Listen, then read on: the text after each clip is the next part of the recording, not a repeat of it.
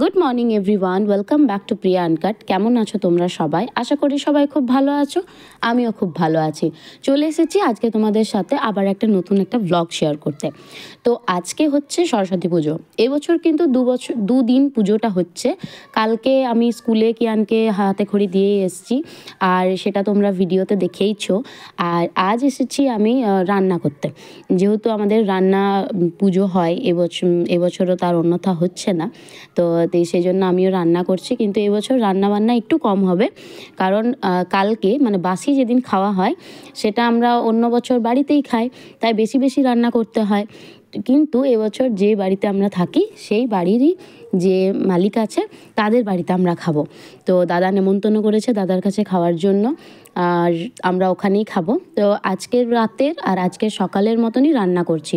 তো এই দেখো মাছ টাছ ধোয়া হয়ে গিয়েছে, বাঁধাকপির তরকারি আমি চাপিয়ে দিয়েছি। আর এই দেখো সকালে এইটুকু কাজ করতে যে কত বাসন হয়েছে। এইদিকে কিয়ান আমাকে ইনসিস্ট করছে যেন আমি ওকে একটু টিভি লাগিয়ে দিই, কারণ আমি আজকে ওকে একদম সময় দিতে পারছি না তার জন্য।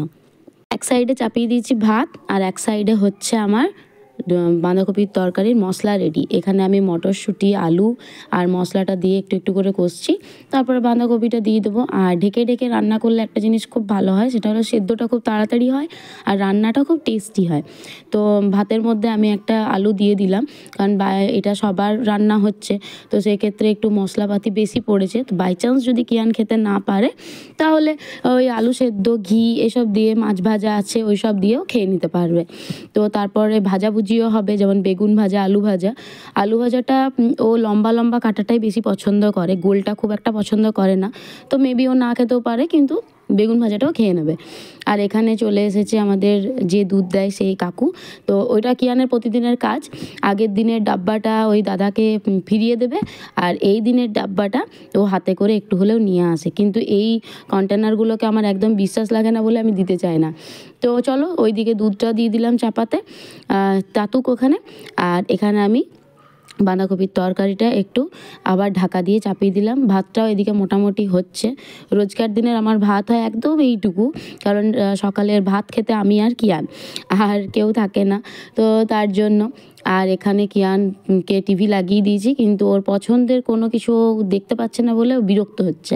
তো সেই জন্য আমাকে বলছে যে আমাকে সাইরেন হেড লাগিয়ে দাও। আমি জীবনেও বুঝতে পারি না ওটাতে আদতেও কী দেখে, আমার সাথে থামস আপ করছে। তো চলো, এখানে মাছ ভাজা মোটামুটি আমার হয়ে গেল।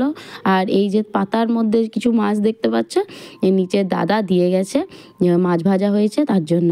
আর এখানে আমি মাছের মশলাটা এবার চাপিয়ে নেব। মাছ ভাজাটা আমি অনেক কাজ করার সাথে সাথে মাছগুলো ভাজছিলাম বলে ওটার ক্লিপস নেওয়া হয়নি। আর এই যে আমি পেঁয়াজগুলো কুচি করে নিয়েছি এবং সেটাকে তেলের মধ্যে দিয়ে দিয়েছি। আর এখানে আমি টমেটোগুলোকে একটু কুচিয়ে নিচ্ছি। একটা বানাবো মাছ মশলা, আর একটা বানাবো মাছের সর্ষে দেওয়া। তো এইটাতে প্রচুর টমেটো আমি দিচ্ছি, কারণ তাহলে বেশি টেস্ট হবে। যত বেশি টমেটো দেবো তত বেশি টেস্ট হবে। পেঁয়াজটা এই দেখো মোটামুটি ভাজা হয়ে গেছে, আর এই লঙ্কার জায়গাটা নিতে যেয়ে পড়ে যাচ্ছে।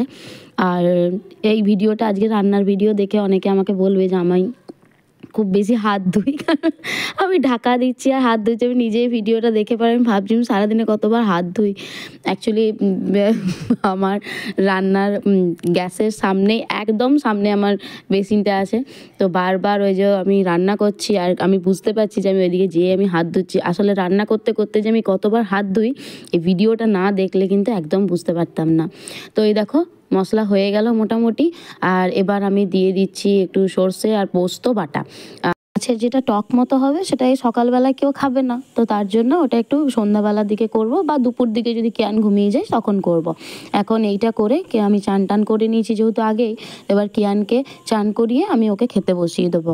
আর এই দেখো আমার এখনকার পর্যন্ত এতগুলো রান্না হয়েছে: বাঁধাকপির তরকারি, বেগুন ভাজা, আলু, মাছ মশলা আর ভাত। তো চলো কিয়ানকে খাইয়ে নিই। দেখা হচ্ছে তোমাদের সাথে নেক্সট একটা ভ্লগে। টাটা।